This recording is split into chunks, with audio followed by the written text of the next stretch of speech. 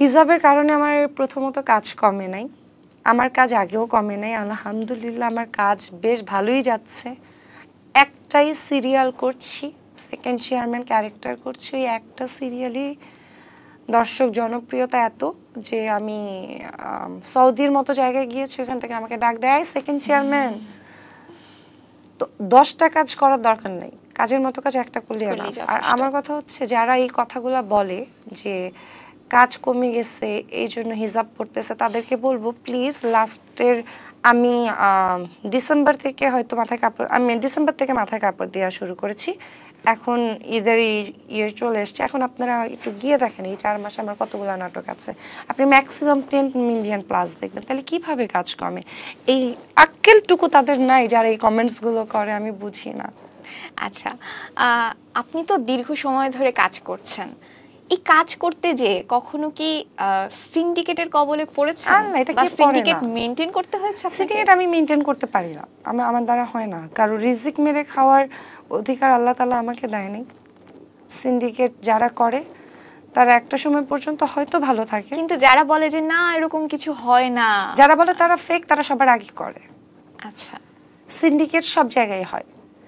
Syndicate আপনি যদি বলেন জার্নালিস্টদের ভিতরে আছে কিনা, অবশ্যই আছে, সাংবাদিকদের মধ্যেও আছে, অভিনেতাদের মধ্যেও আছে, অভিনেত্রীদের মধ্যেও আছে, ডিরেক্টর মধ্যেও আছে, সব জায়গায় সিন্ডিকেট আছে। যার সাথে যার বনিবনা আছে, মানে বনিবনা মানে হচ্ছে যার সাথে যার মেন্টালি মিলে, তাদের সাথে একটা আলাদা সিন্ডিকেট হয়ে যায়, এরা বাইরে বের হতে চায় না। এতে করে কি হয়, অনেক ভালো ভালো আর্টিস্ট হারায় যায়, এটা খুব খারাপ। আর যারা আমি একটা প্রশ্ন করতে চাই যে আপনি যেহেতু এত দিন ধরে কাজ করছেন এবং জনপ্রিয়তার সাথে কাজ করছেন, আপনার আরেকজন আর্টিস্টের উপরে নির্ভর করে জনপ্রিয় হতে হচ্ছে না, সেই জায়গা থেকে আপনার মতো সাকসেসফুল অ্যাক্ট্রেসের ক্ষেত্রেও কি সিন্ডিকেট প্রভাব বিস্তার করতে পারে? ট্রাই করেছে, অনেকে ট্রাই করে, কিন্তু আই ডোন্ট কেয়ার, রাখি আল্লাহ মারেকে। আল্লাহ তাআলা যদি কারো চুল টেনে উপর, টানা 7ম বারের মতো বেস্ট টিস্যু পেপার ব্র্যান্ড হিসেবে স্বীকৃতি পেয়েছে বসুন্ধরা টিস্যু। উঠায় কোনো ইবলিশের ক্ষমতা নেই পা টেনে তাকে নিচে নামাবে, সো এগুলাতে কিছু যায় আসে না। আচ্ছা, যদি এরকম ভাবে বলি যে আপনাকে যে আমরা ওটিটিতে পাইনি, একটাই ওটিটি করেছি, যখন ওটিটি শুরু হয়েছে অনেকগুলো ওটিটির মধ্যে একটাই ওটিটি করেছি, এবং ওই ওটিটিটার নাম হচ্ছে সদরঘাটের টাইগার, যেখানে ডিরেক্টর হচ্ছে সুমন আনোয়ার। আমার সাথে যখন সুমন আনোয়ারের কথা হয়, আমি একটা কথা বলেছি, আমি ছোট কাপড় পরতে পারবো না, আমি ইন্টিমেট সিন করতে পারবো না। তো আমাকে একটা ডায়লগ বলছে এবং ক্যারেক্টার অনুযায়ী আমার ডায়লগটা অনেক পছন্দ হয়েছে।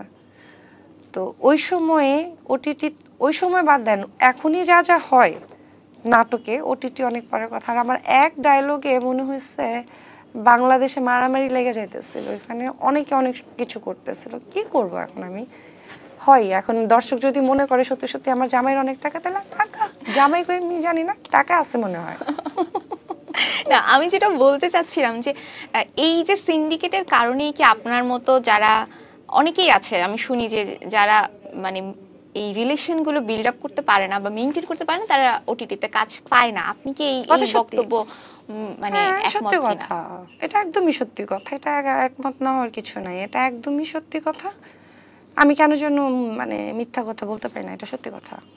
সিন্ডিকেটের সাথে যোগাযোগ না রাখলে, লিয়াজ মেনটেন না করলে হয় না, সেটা আমি মানে এতদিন আসলে মেনটেন করা লাগে নাই।